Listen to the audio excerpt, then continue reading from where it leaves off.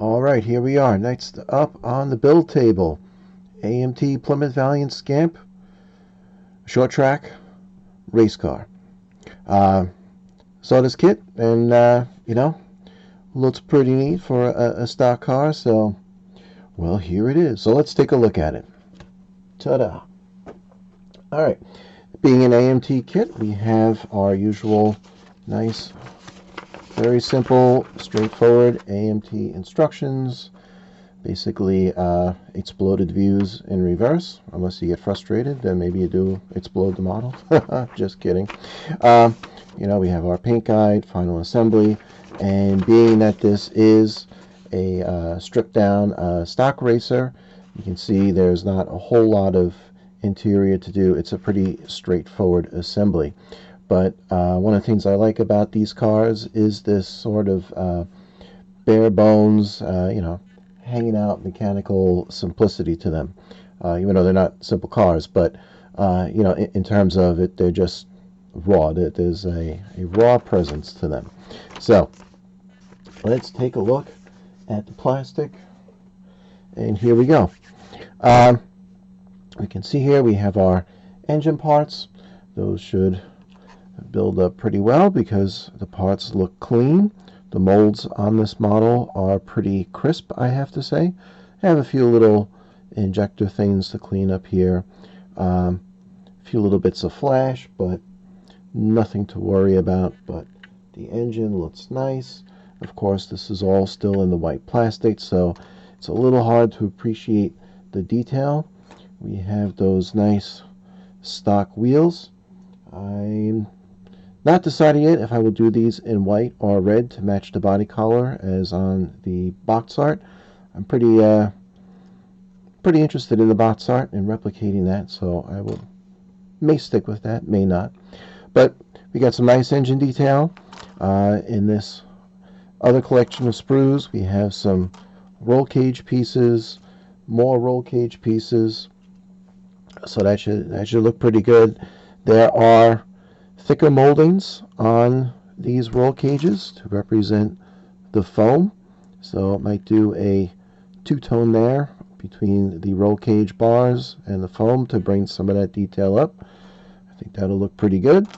And we have splitters, exhaust, some more engine parts, differential, pretty straightforward stuff. We have a nice separate frame. I like when the frames come separate. As I always say, the more parts, the better the representation of the detail. Floor pan on this, again, being that this is a stock car, stock racer, it's pretty well stripped of anything that would be reminiscent of a regular car. So you see there's no allotment for a rear seat or a passenger seat for that matter, just the driver's location. All the holes are already there to sight the roll cage, so that should go together well. We have nice detail on the bottom. There were some pretty big injector pin marks on this piece, but managed to take those down 1, 2, 3, so that looks good. We got our nice body. I kind of like the shape, I gotta tell you. I'm really not familiar with the Plymouth Scamp, but whatever. It looks pretty nice like this. So it should look pretty good with the red and the blue.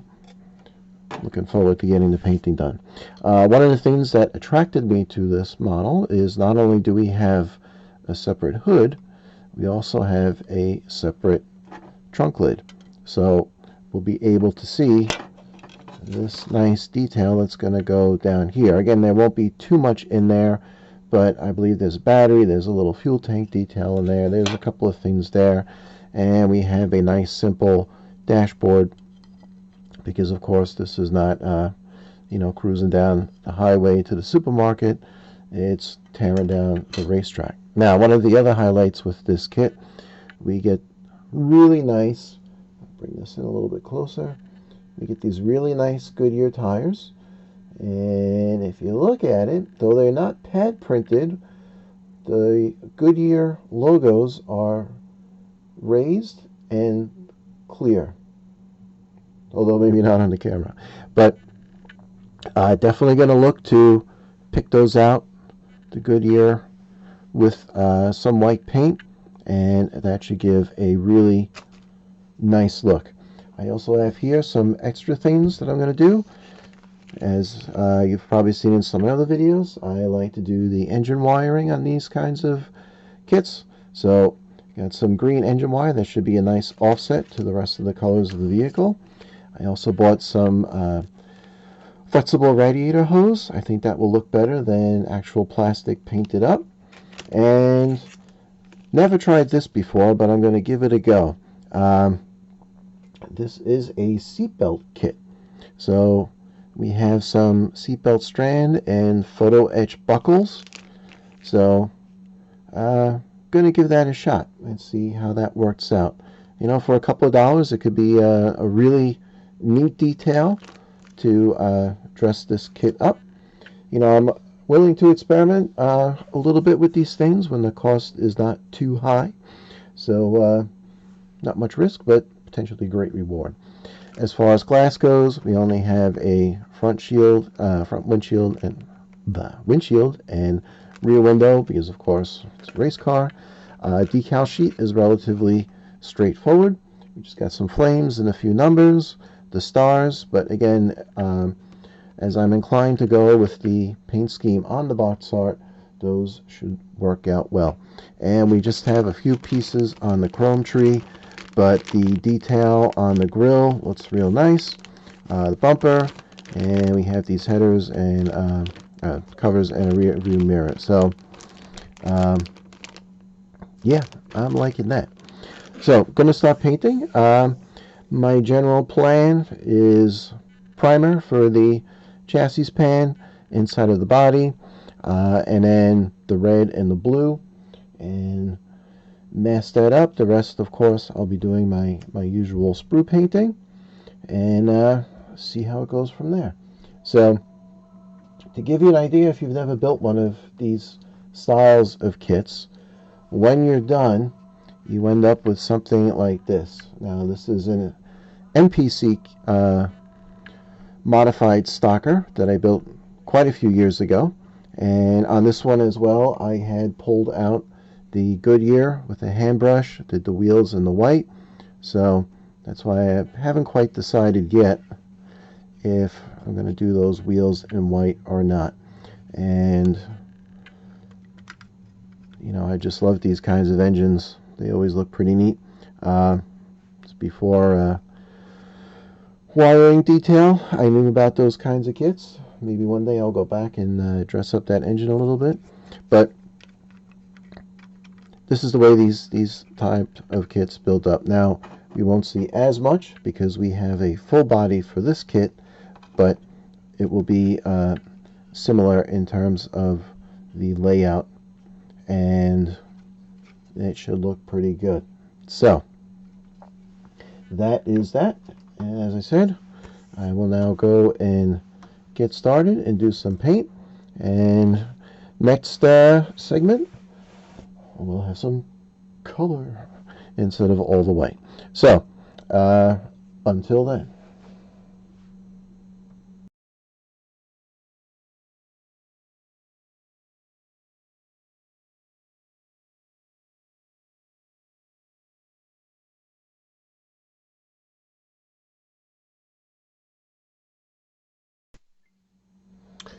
Okay, so let there be color. So I've done just about all the painting I would like to do at this point before assembly. So let's have a look at what we have here. Now, some of the parts with the paint on them, of course, it's a little bit easier to recognize what's going on. So here we have all of the pieces that will become the roll cage later on. We have some of our reinforcement bars and brackets for the front suspension.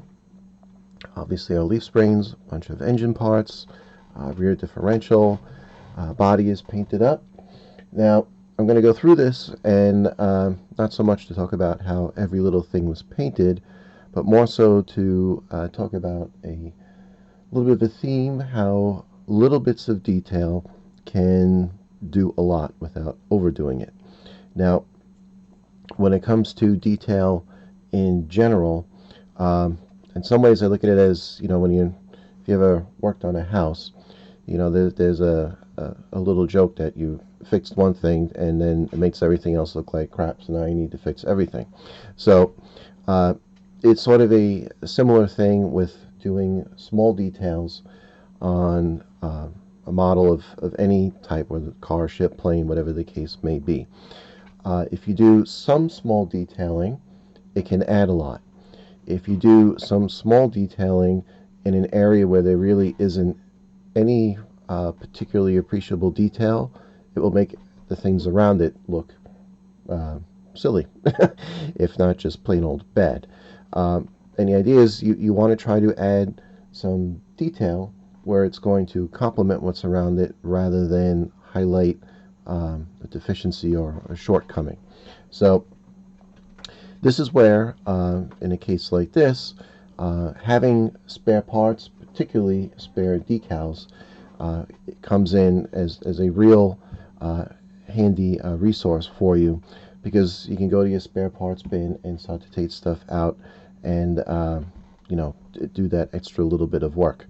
In this case, I just used a few extra decals from prior kits that I had built, and you know, went into my little stash of holdovers, and we'll take a look at that in a minute.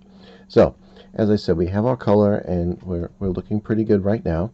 I will talk about how I did the body in just a moment, but to talk about some of that small detailing, one of the things I did, I had talked in the first segment about lettering the tires. Now, as you can see here, I left one. I did not do the lettering on this one, but over here, there we go. On this guy, I did. Now, this wasn't a big deal to do. I used my good old 3.0 hobby brush and just gently going in, almost like a dry brush technique.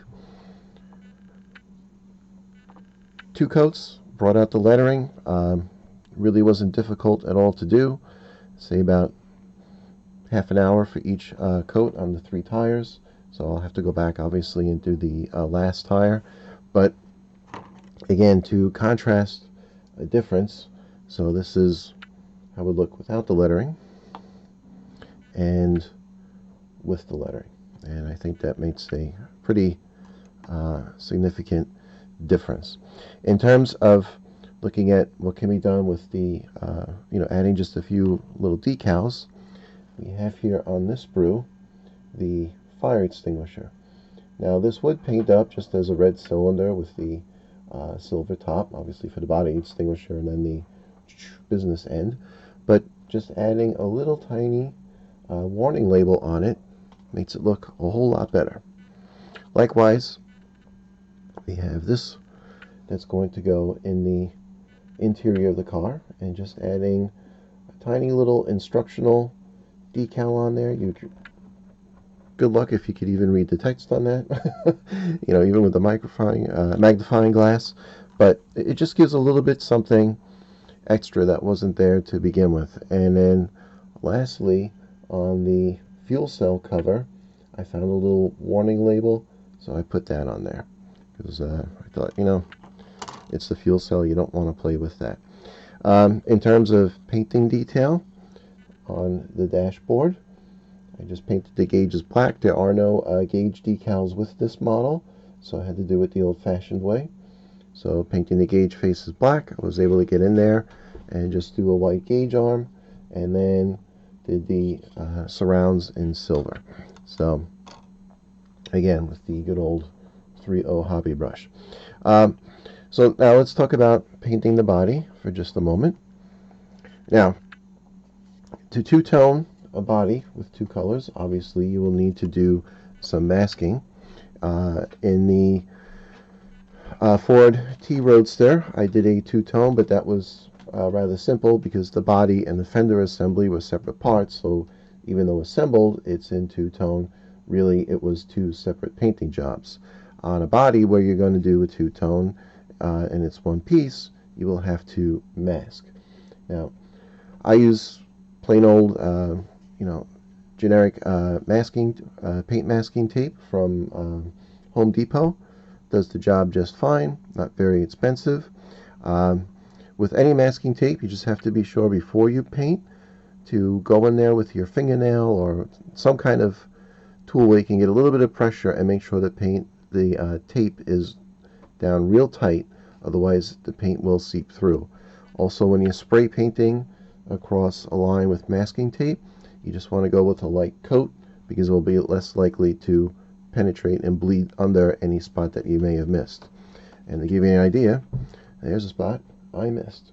I walked in that a little bit to get some of the blue out, but there's going to be a decal here, which is the next thing I wanted to discuss, because if you recall on the box art, we have this flame decal which comes down at an angle. So the question is how to get that angle correct for the masking so that the decal applies and you don't have a mix of the blue and the red underneath the white, because that would be visible and would not look very good. So the way to get around that, I took the decal sheet and I trimmed off right along that line of the flame. I put it up against the body the way that the decal is going to go on, and then that gave me my line. So I just drew that in real light over the primer with a pencil, masked and did the red, then came back, masked the opposite and did the blue, and then you have the finished product. So, you know, it's one of those things. In execution, or a final product I should say, it's just a simple line, but nothing too complicated to get that line, but you just have to keep in mind there's going to be several steps to doing that job and getting that final effect. Now, one thing, getting back to the era of, or story of little details, I was looking through when my spare parts bin to find those decals, and I'm not even sure which model this is from, but I had this little piece of micro screen, and what I'm going to do, or attempt to do with this, is make a little safety screen to go over the driver's side of the roll cage, because as you know, with a lot of these cars, when you look in through the driver's window, there is that little netting there to protect the driver. So I'm going to try to replicate that detail. Detailing that has not been touched yet. You notice the driver's seat I've just left white. I haven't done any painting with that because I'm going to wait to do that for when I go to play with this photo etch seatbelt kit. So that will come later. But at this point, it's gotten as far as it can go prior to starting some assembly.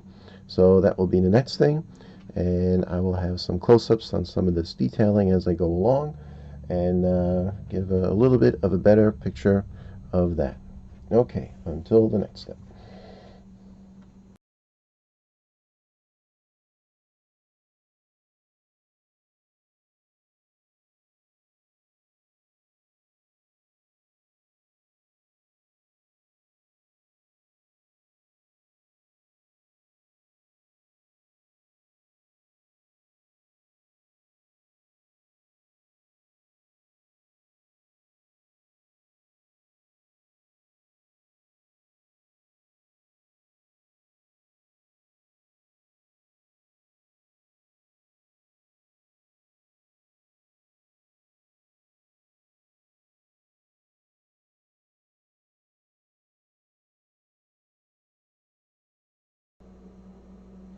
Okay, so here goes next segment of the build.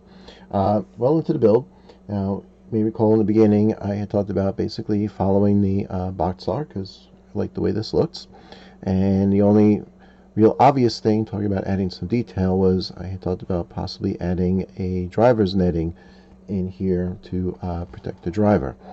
I started doing that. That required a little more modification than I had intended, and then I guess got carried away with it. So here we go, finished product. Just kidding.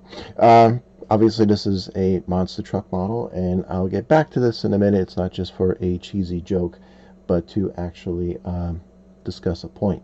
So I'm going to set this aside, and bring in our actual Scamp. Okay, so here is where things stand at this point. You can see quite a lot far along into the assembly. Not that there was a terribly high parts count for this kit. So far, everything is going together just fine. No real issues or problems.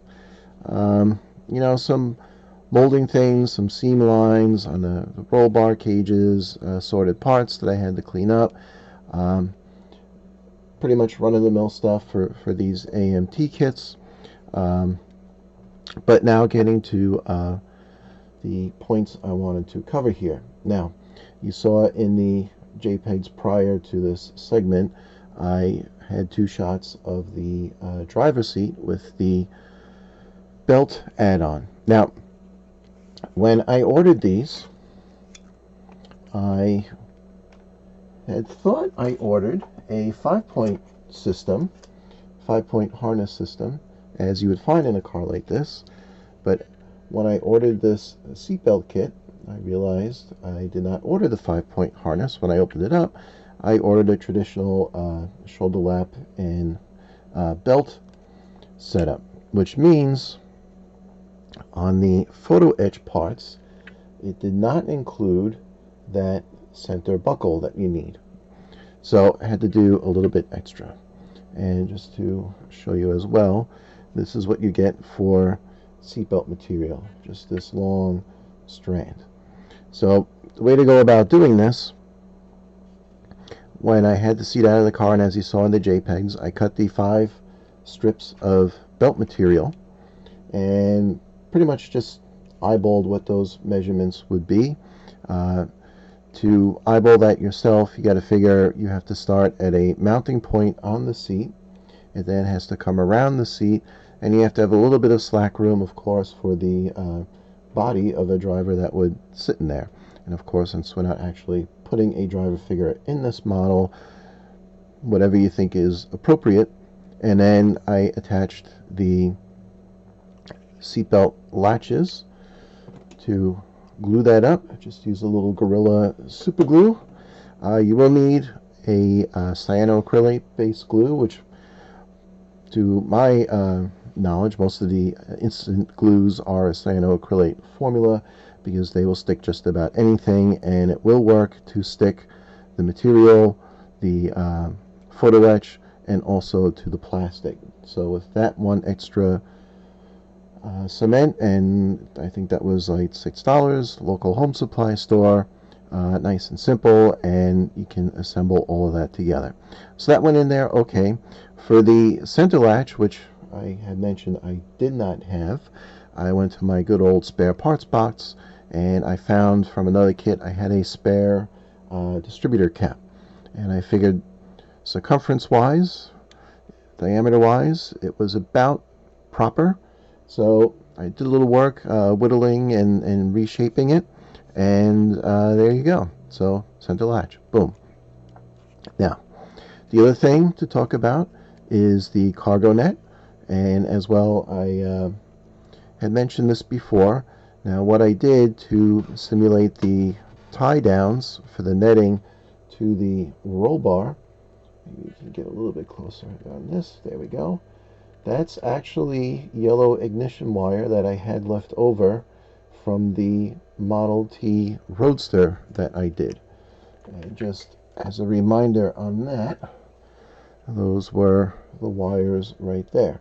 So once again, to the point, as I've spoken several times with this kit, the importance of holding on to your spare parts, spare materials, whatever they may be. So I did not have to worry about finding thread or anything to do this. I just had my parts ready to go. This was a little bit of a finicky process, pushing it through the net, curling it around the bar, and closing it. Looking a little closer, there are, if we can get a focus here, there are some gaps underneath the roll bar where these loops go around, but they will not be visible in the finished model with the body on it. So not really something to worry about. Now, I have the top of the roll bar attached to the model, but I have not attached it to the A-pillars of the roll bar, so because that will get into the roll bar discussion, which was coming up momentarily. But once that's done, then I will do 2 more loops around the top. I'm only going to do 2 because usually that's where the netting would be released from the roll cage so that the driver could get out. So, and for those, I will have the close points up top where the roof will be sitting, and you won't be able to notice those either. As far as a little modification on the battery back here, you can see I did a little work on that. Now, one of the things that I liked about this kit when I first made the decision to pick it up was it had a removable trunk lid, so you could see some of the stuff going on back here. The fuel cell, the batteries, some of the extra roll bar detail, and you can even see part of the frame through the cutout of what would be this, ad hoc floor pan they would use on the car. But with the battery in view, this was actually just 2 pieces, and it was just a plain flat top with really no detail at all. And not only did it look pretty lame, also the fact that you had a lid that could be removed to look in here, it seemed kind of counterintuitive to have a completely undetailed thing in an area that you're featuring as to be exposed and looked at. So what I did, I went to my sheet styrene. I just cut 2 small rectangles, glued them on top of the battery to give the appearance of like the access plates that you might have on a battery. And these were 2 spare decals I had. Stuck them on there. Of course, it doesn't really, correspond to anything you might find on a battery I've seen, but it's just the point of adding a little miscellaneous detail.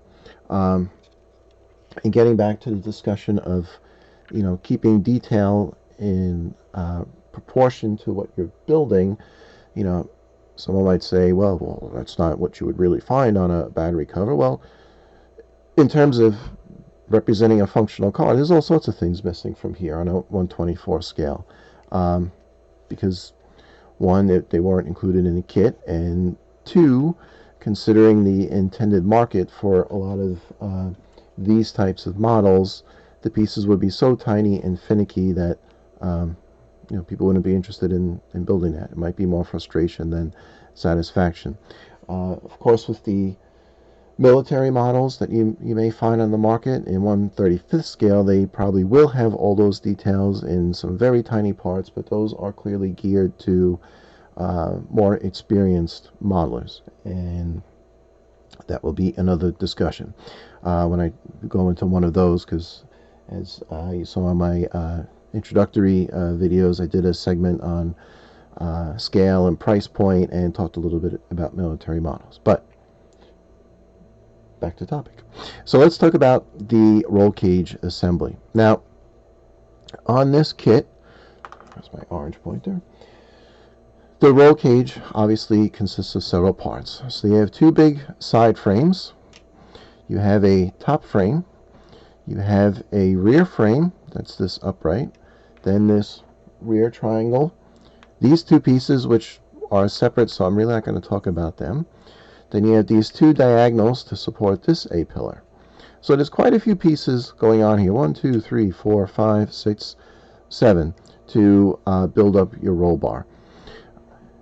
Getting them all to line up was the not significant challenge, but it was a little bit of a challenge, and it's really what I wanted to talk about in this segment. Now, on my kit, I don't know if it was the particular kit that I got or in general with these kits, this back piece was warped like a pretzel. Normally that can be just a minor annoyance. You put a book on top of the piece, you leave it overnight. You can even put in some warm water to soften the plastic, and it will pretty well flatten out. When you have pieces like that, as long as you're attaching to things that are straight and true around them, you can conform the piece through the attachment points, and it's really not an issue. This was a little bit different though, because we have a freestanding piece with all these contact points I can point these out a little bit better.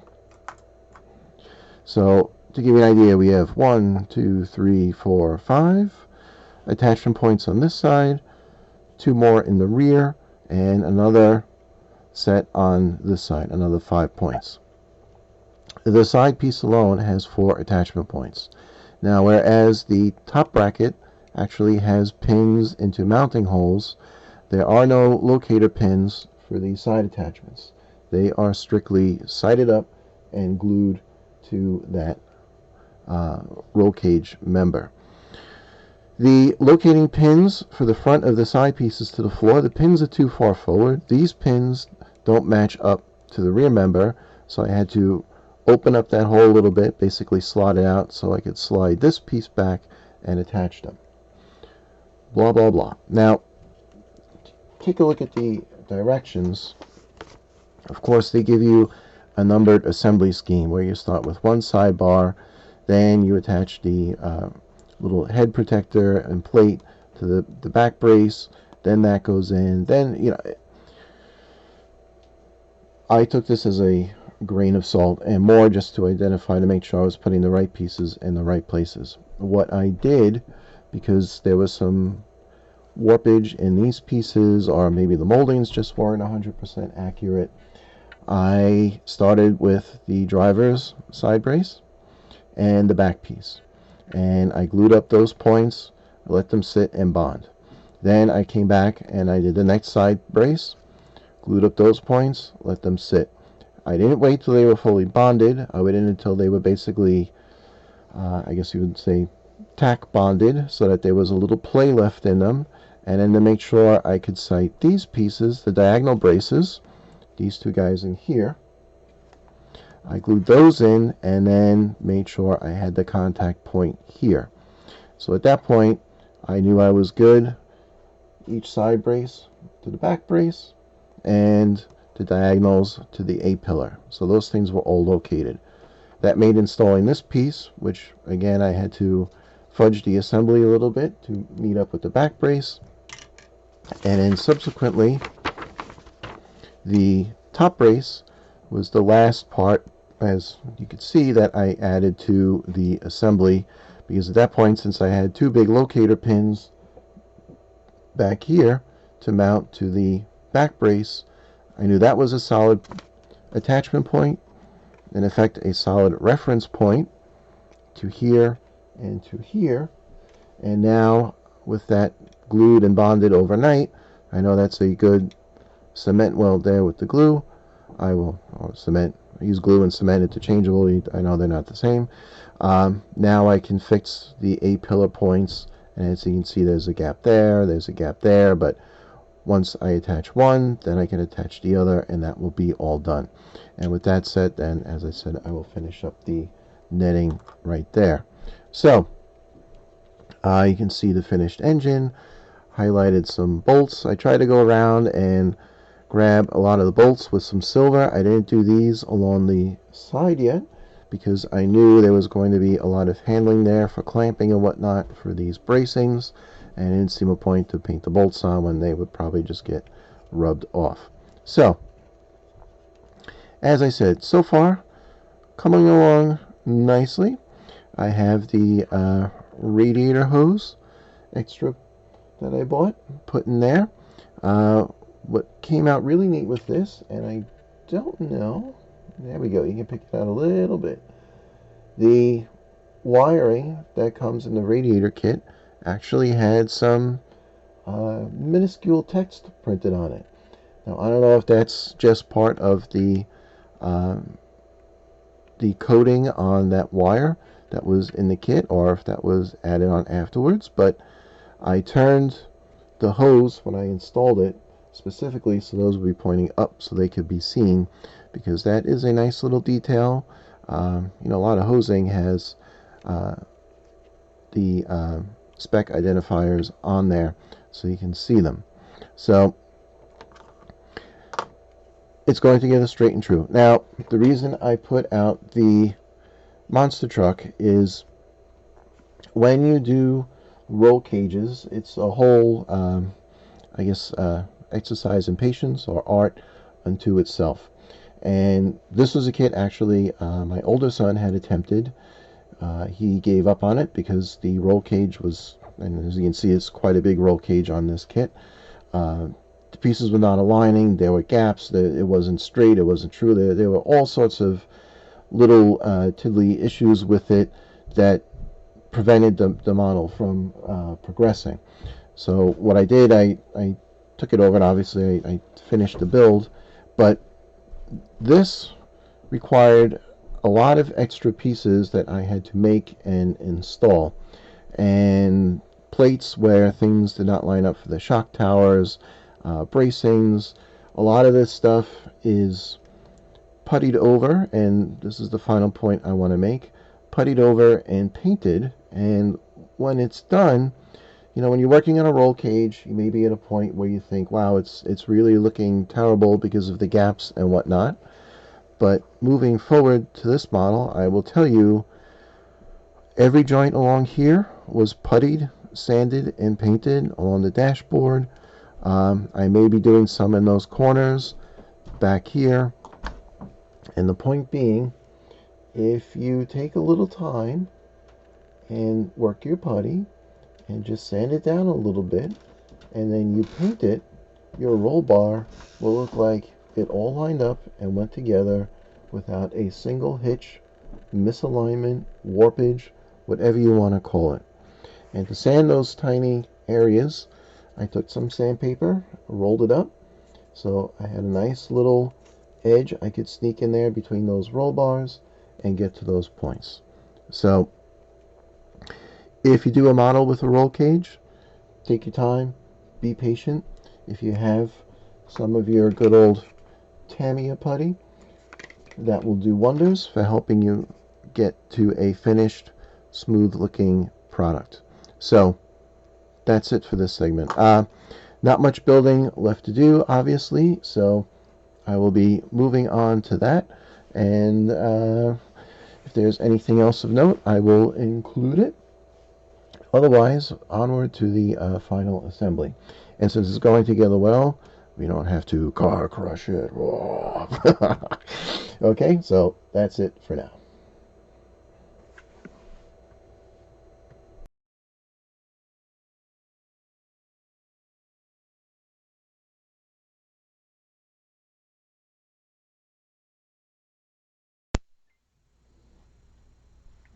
Okay, so here we are now. I know I said I was just going to do a little more assembly and then it would be the final build reveal, and indeed there's just a few pieces left to do. Already started working on the body. Undercarriage is all done, but I wanted to just jump in briefly here to point something out, and really it's more of a preference of assembly than anything else, but on this particular kit, felt it kind of warranted a little discussion on its own. Now, step one, we have the engine assembly, and we have the header pipes coming off the engine. Now, if you follow the instructions by the letter, or by the number, so to speak, you will attach these pipes right in the first step. However, the pipes do not attach to the actual exhaust until the very last step. So you might ask, well, so what? The so what issue is that in this case, we have no locator pins on the exhaust pipes, the final exhaust pipes, and the headers where they meet those pipes, which means if you attach these and they're not in the perfect position, they will not line up at this step to the exhaust pipes. So you will then either have to do some very innovative wedging and clamping to get things to line up, or you will have to snap these off, reset them so that they align. Of course, since neither of those things sounds very interesting as an option, what I did with this kit, and what I typically do with these kits, and not just AMT, Revell, any of them, I prefer to wait until the very last moment that I can, space and assembly, and point it out in a moment, permitting, to do the exhaust system so that I know when I assemble it, everything's going to line up. So let's look at the actual car, and I can point this out now that it's done. So you can see in there, now I did the pipes in white, so you can see the white pipes there and the white of the pipes tucked in there. And now underneath we get a much better picture of the system and how it all ducts together. So now right here you see the divider line, and I purposely didn't putty this up or smooth it out or anything so that I could really illustrate this here. This is where the header pipe ends and the final exhaust pipes begin. Now you can see, because of the cross member, there is no give here, and also because we have to meet a notch in the body side, as you can barely see. Let's slide this in. You can see the little notch in the body side right there. So there's not a whole lot of wiggle room as to locating this, which means you have very little wiggle room at this end, which in turn means, as I said before, these need to be spot on for their location. So when I was doing the assembly, what I did, now the front end I have finished here, but before I put the tires on or the extra brackets that shore up the front suspension, I left all those off. So when the model was basically in the state you saw in the last video, where it was just the engine and the open front end, I did all the headers and basically did this in one step. So I put the headers together, let the two parts dry, then I attached them to the engine and immediately went and attached the bottom, the final exhaust pipe. So things were tacky, but there was some give, so I could shift them and get everything to line up as best I could. Now with these things, similar with the roll bar, you will rarely get a perfect mating of all the parts. So really what you're doing is a lot of compromise here, compromise there, and blending out the little idiosyncrasies of the plastic and imperfections and this and that and on, whatever, all these little extraneous factors. But you can blend and average out and compromise, whatever you want to call it, and make them go away so that you have a final assembly that actually goes together. And if you approach it that way, you can save yourself a ton of frustration putting pieces on and realizing, oh no, they don't line up, what am I going to do, how can I wedge it? And as you can see in here, there is actually very little space to even work. So if you don't have these lined up right, you may not even be able to get the engine in here because of the I guess this is a torsion bar here for the front suspension. So lesson to be learned. Okay, and the one other little thing I wanted to point out, on the instructions, notice in this step for the top, these are the side support brace, and then there's a top support brace, and they mention this little piece to attach to the top brace, and they say for this to be done twice, which led me to believe originally that I had two of these and I only found one in the kit, so I thought I was missing one. But when I looked at the parts, I realized there was only an allowance on the one upright support for this piece. So I was not missing, it was just a matter of a little misdirection in the directions. So another thing, to keep an eye out for. So, and this is part of the reason why I really like to do this sprue painting, because little things like this, if you were to go straight into assembly or you were to spray everything and then assemble, you may not appreciate these little issues that come up and address them in a way that is really beneficial to having an enjoyable building experience. So I will leave it at that, and that's it. And one last thing, I had talked about lettering the tires. Enamel paint doesn't really stick too well to these rubber or vinyl compounds, whatever exactly it is they use on these tires. So in handling the model during these final assembly steps, some of it did rub off. Now, depending on the final look you want, you could leave it that way and it'll look like they've done a few laps and been weathered a little bit, or you can just go back and touch them up again. Typically, when I do lettering for tires, I do save it towards the end. I did it early with this model to illustrate, what it would be like and the contrast between having them painted and not painted. So we'll address that before the final build. So that's that. And next up will in fact be the final build. Yay! All right. Until then. Okay, and here we go. It is final build reveal time. All right. So, not going to go on for too long in this because many of the things already talked about quite a bit on this build, but this is more so just to see, everything, how it came together after, all the assorted planning and finagling and everything else.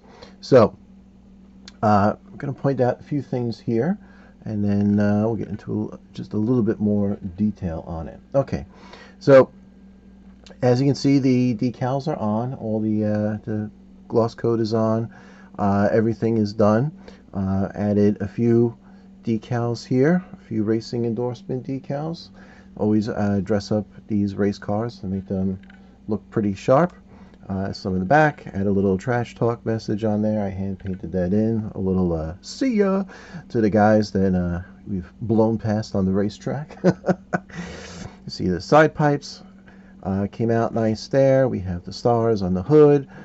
Some of these, you notice I cut to fit along the gap in the hood to make it a little more even there.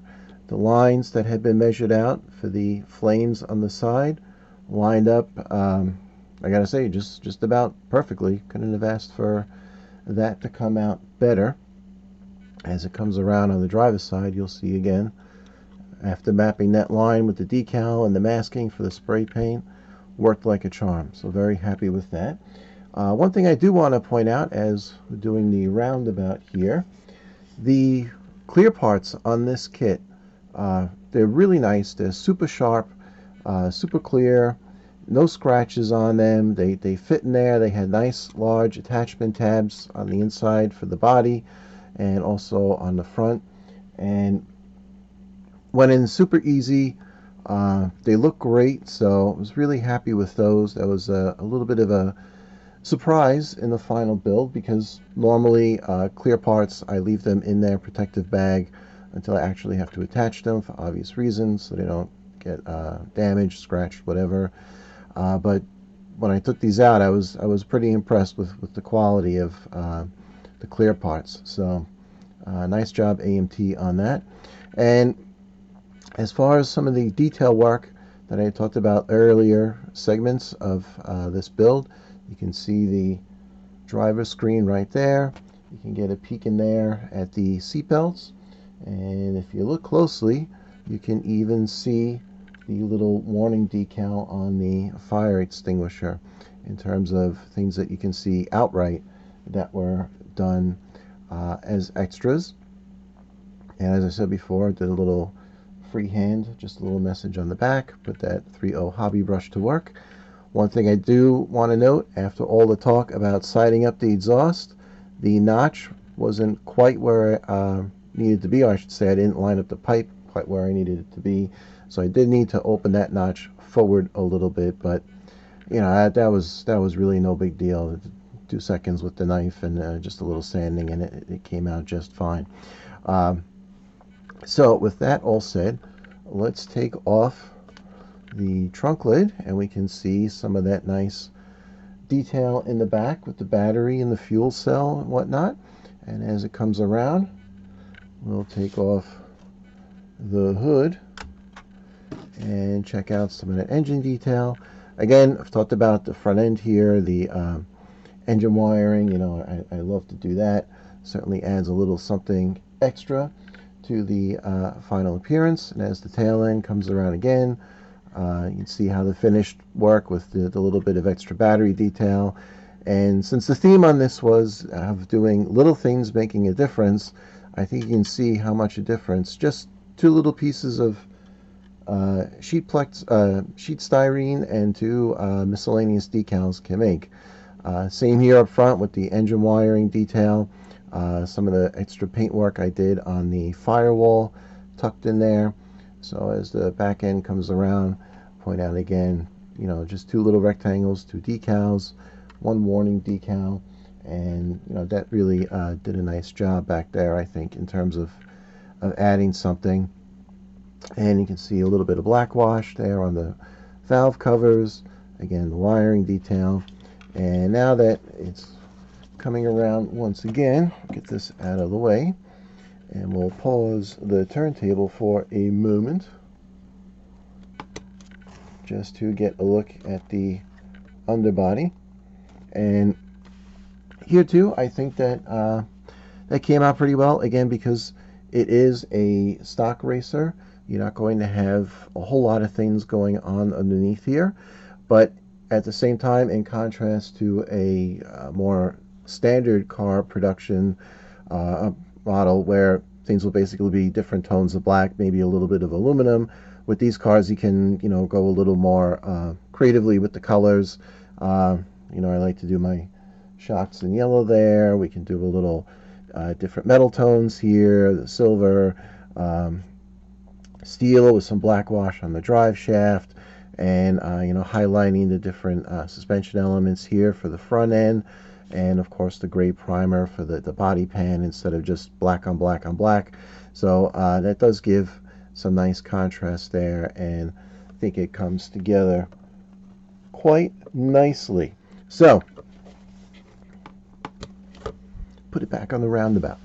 So you know, very happy with this build. I enjoyed this because I gave the options to be you know, a little creative with it without getting into, you know, redesigning the whole kit.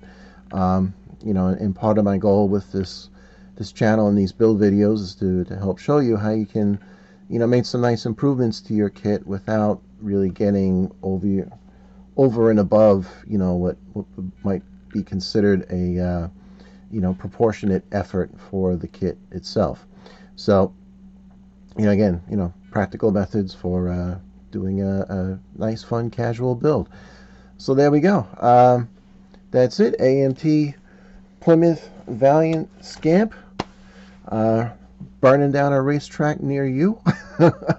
So once again, thanks for watching. Hope you enjoyed it. Hope you found it, you know, give you a few tips and learn a few things. So until next time, see you then.